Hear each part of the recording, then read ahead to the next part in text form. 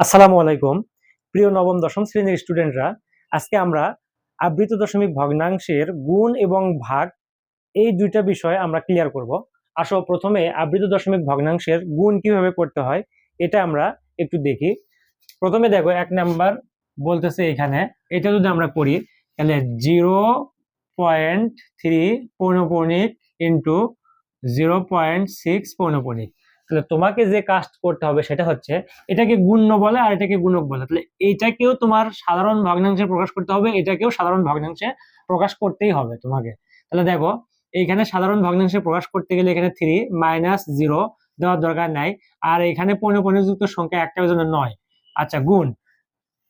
তারপরে এইভাবে এখানেও তাই তোমার 6 ভাগ হচ্ছে 9। তাহলে তোমার যে কাজ সেটা হচ্ছে গুণ মানে কি, ওপরে ওপরে গুণ করা, নিচে নিচে গুণ করা। তো তুমি এইভাবে তুমি 318 লিখতে পারো, আর এখানে 9 গুণ করলে 9 9 81। তাহলে তারপরে তুমি ভাগ করতে পারো, তুমি এটাকে ভাগ করে দাও, জাস্ট ভাগ করে দিলেই হয়ে যাবে। তাহলে তোমার 18 ভাগ, আচ্ছা এইভাবে ভাগ দিয়ে দাও, 18 ভাগ 81। ওই যে এবিসি চাপ দিয়ে ভাগ দিবা, তাহলে এখানে 2/9 হচ্ছে।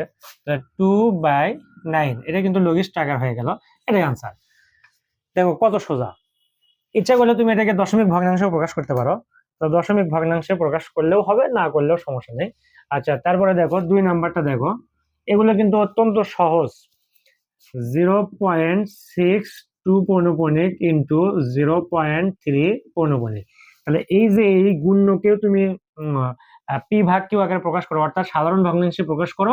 তারপরে গুণককেও তোমাকে পি ভাগ কিউ বা সাধারণ ভগ্নাংশে প্রকাশ করতে হবে, তারপরে দেন তুমি গুণ করবা।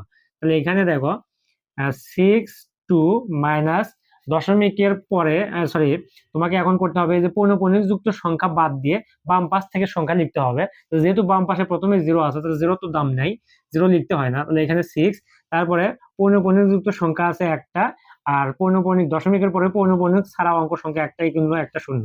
আচ্ছা, গুণ। এরপরে দেখো এখানে 3 মাইনাস 0 দরকার নাই, আর এই জায়গায় তোমার পৌনঃপুনিক যুক্ত সংখ্যা একটাই জন্য 9।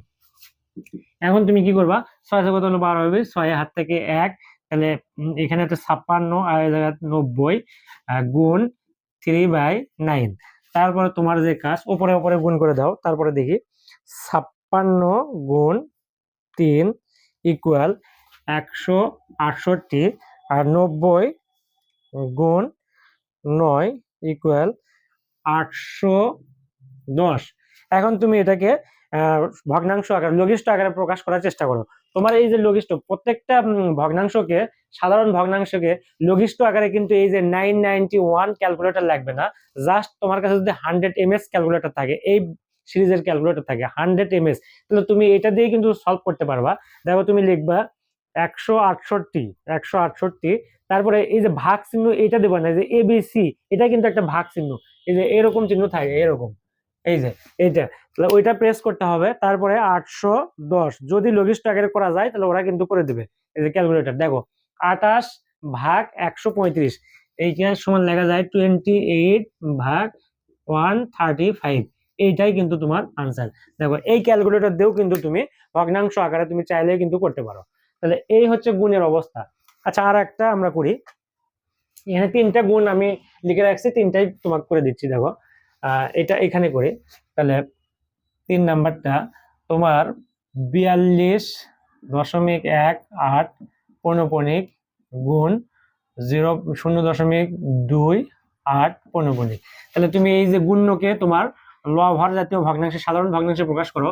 তাহলে এখানে 4218 মাইনাস এখানে 42, তারপরে এইখানে 99, যেহেতু দশমিকের পরে পৌনঃপুনিক ছাড়া কোনো অঙ্ক নেই, সুতরাং এখানে শূন্য দেওয়া যাবে না। আর গুণ এই জায়গায় 28 মাইনাস তোমার পৌনঃপুনিক ছাড়া যে অঙ্কগুলো আছে সেগুলো লিখতে হবে। তাহলে 02, তার মানে কি শুধু 2, আর এই জায়গাতে 9 একটা, আর দশমিকের পরে পৌনঃপুনিক যুক্ত সংখ্যা যেহেতু, ছাড়া সংখ্যা যেহেতু একটা, একটা শূন্য। তাহলে তুমি এখানে বিয়োগ করো। তাহলে বিয়োগ করলে হচ্ছে 6, আর এই জায়গায় তোমার হচ্ছে 4 কত হলে 11 হবে, 7 4 11, তাহলে 7, আর হাত থেকে 1, তাহলে 1 4 9 9 ইন্টু এখানে 26 ভাগ 90। তারপরে তুমি যে কাজটা করবা সেটা জাস্ট উপরে উপরে ক্যালকুলেটর, যেহেতু গুণ তার মানে লবের সাথে লব গুণ আর হরের সাথে হর গুণ। 4176 গুণ 226, তাহলে এখানে 108,576, আর এই জায়গা 99 গুণ 90, তাহলে এখানে আসতেছে 8,910। এখন এইটাকে এই ক্যালকুলেটরে আমরা দেখব, যদি লঘিষ্ঠ আকারে প্রকাশ করা যায় তো করব, না হলে এইভাবে থেকে যাবে, কোনো সমস্যা নেই। তাহলে 10, 8, 5, 7, 6।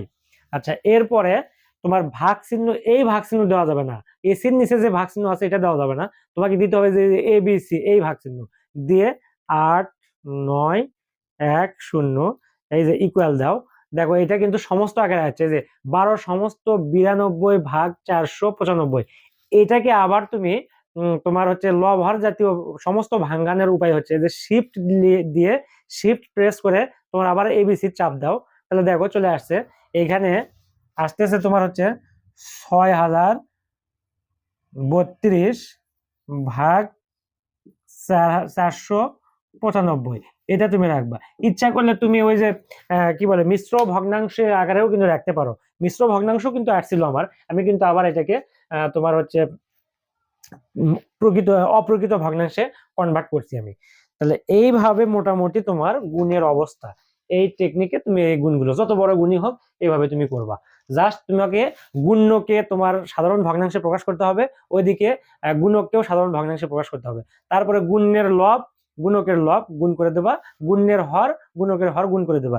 গুণ করার পরে তোমার যে কাজ সেটা হচ্ছে লঘিষ্ঠ আকারে প্রকাশ করা। লঘিষ্ঠ আকারে প্রকাশ যদি হয়ে যায় হলো, না হলে ওইভাবে রেখে দাও। এরপরে দেখো আমরা সেম নিয়মে ভাগ করব। ভাগ বলতে আসলে এখানে ভগ্নাংশের ভাগ বলতে আসলে কিছুই নাই। ভগ্নাংশের ভাগ মানে তো আসলে গুণই। তুমি ভাগ চিহ্নকে যখন গুণ দিয়ে উল্টে দিবা, অর্থাৎ লবকে হরে যাবে, দ্বিতীয় ভগ্নাংশের ভাগ চিহ্নকে যখন তুমি গুণ দিবা তখন দ্বিতীয় ভগ্নাংশের লবটা হয়ে যাবে হর, আর হরটা হয়ে যায় লব। এটা আমরা জানি, ছোটবেলা থেকেই জানি। তাহলে এখন এই যে ভাগের অঙ্কগুলো করি আমরা একটু। ভাগ দেখো, একটা আমি বা দুইটা দেখাই। প্রথমটা দেখো 0.3 পৌনঃপুনিক বাই 0.6 পৌনঃপুনিক। তাহলে প্রথমে তোমাকে যে কাজটা করতে হবে সেটা হচ্ছে 0. আচ্ছা, এটাকে তুমি সাধারণ ভগ্নাংশে প্রকাশ করো, 3/9 ভাগ এখানে 6/9। এখন 3/9 গুণ, তাহলে এই যে হরটা যাবে লবে আর লবটা আসবে হরে। এখন তুমি এখানে এটা কাটে যাচ্ছে, 9 9 কাটে যায়, আর এখানে 3 2 6, তাহলে 2, তাহলে উপরে থাকে 1 আর নিচে থাকে 2, তাহলে হাফ। এটা তোমার আনসার। আচ্ছা, এরপরে আর একটা দেখো, 2 নাম্বারটা হচ্ছে 0.35 পৌনঃপুনিক ভাগ 1.7 পৌনঃপুনিক, 1.7 পৌনঃপুনিক। এখন এটা তুমি করবা কি, দেখো 35 মাইনাস 3, তারপরে এগুলো তো তুমি জানো। তারপরে হচ্ছে তোমার 90 ভাগ 17 মাইনাস 1, আর এখানে হচ্ছে 9। তাহলে এই জায়গাতে তোমার কাজ হচ্ছে বিয়োগ করা। তাহলে এখানে তোমার 32, 32 আর এই 90, আর গুণ এক পাশাপাশি গুণ একই সাথে গুণ করে দেবে, বিয়োগ করবো আমরা গুণ করবো, তাহলে উপরে চলে গেল। ভাগকে যখন গুণ দিবা তখন লব হয়ে যাবে হরে, আর হর আসবে লবে। তাহলে এখানে হচ্ছে 16। এখন তোমার কাজ হচ্ছে 9 10 90, 9 10 90 তার মানে 10, আর 16 2 32 তার মানে এখানে 2, তাহলে থাকলো আবার আলটিমেটলি এখানে 5 2 10 তার মানে 5, তাহলে থাকে আসলে কি 1/5। এটা তোমার আনসার, 1/5। আচ্ছা, এটাও আমি করি। দেখো 3 নাম্বারটা দেখো, 3 নাম্বারটা 1.185, এখানে পৌনঃপুনিক এখানে পৌনঃপুনিক ভাগ তোমার 0.24 পৌনঃপুনিক।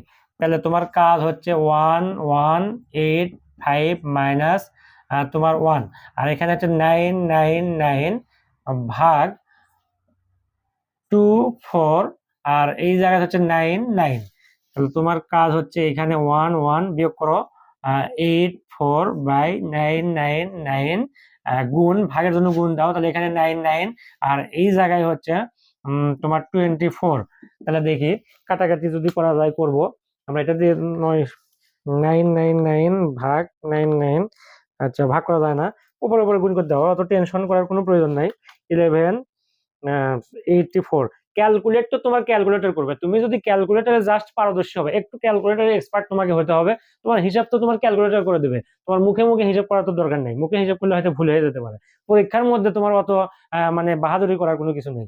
তুমি মুখে মুখে হিসাব করে বা খাতা কলমে যদি হাতে কলমে হিসাব করে যদি তুমি ভুল করো, ওটা করার কোনো প্রয়োজনই নেই। তোমার আলটিমেটলি দিন শেষে তোমার নাম্বারটা ইজ ভেরি ম্যাটার করে, নাম্বারটাই ফ্যাক্ট। তাহলে এত গুণ এটা, তাহলে আসলে হচ্ছে তোমার 1,17,200, 1,17,216, আর এই জায়গায় 999, 999 ইন্টু 24, এখানে আসতেছে 23,976। তাহলে এটাকে আমরা লঘিষ্ঠ আকারে করব, দেখি লঘিষ্ঠ আকারে করা যায় কিনা। এই যে 1172, 117216 ভাগ, আচ্ছা ভাগ, এইবার এই যে এবিসি ভাগ চিহ্ন দিতে হবে।